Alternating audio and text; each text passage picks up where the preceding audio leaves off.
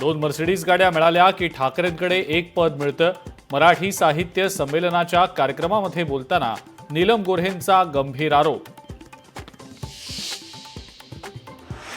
संजय राऊतांचं अखिल भारतीय मराठी साहित्य महामंडळाच्या अध्यक्षा उषा तांबेंना पत्र.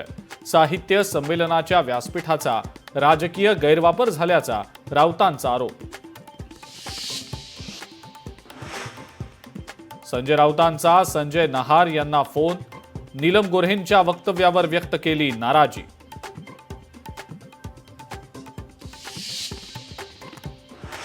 रवींद्र धंगेकरांचे पक्षबदलाचे संकेत. 2 दिवसात कार्यकर्त्यांसोबत चर्चा करून निर्णय घेणार. लोकशाही मराठीशी बोलताना धंगेकरांचं वक्तव्य. 3 मार्च ते 25 मार्च विधिमंडळाचं अर्थसंकल्पीय अधिवेशन. 10 मार्चला अजित पवार अर्थसंकल्प मांडणार. कामकाज सल्लागार समितीच्या बैठकीमध्ये निर्णय. उद्धव ठाकरेंनी आत्मचिंतन करून खऱ्या शिवसेनेसोबत यावं. उद्धव ठाकरेंना कुणीही धक्का देत नाही. माजी आमदार शहाजी बापू पाटील यांचा ठाकरेंना सल्ला.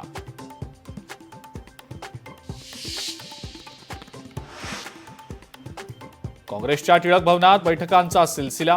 प्रदेशाध्यक्ष हर्षवर्धन सपकाळ संघटनात्मक बाबींचा आढावा घेणार. उद्या सर्व जिल्हाध्यक्षांची बैठक.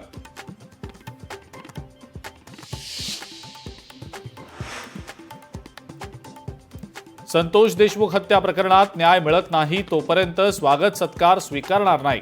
धाराशिवच्या कार्यक्रमामध्ये भाजपचे आमदार सुरेश धस यांची भूमिका.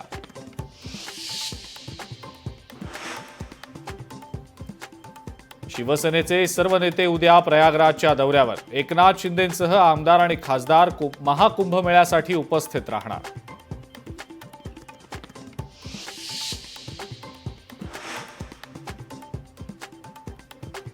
अतिउत्साही मुलानं परीक्षा केंद्रात जाऊन केलं शूट. अकोल्यातील धक्कादायक प्रकार. इंस्टाग्रामवर व्हिडिओही अपलोड केल्याची बाब उघडकीला.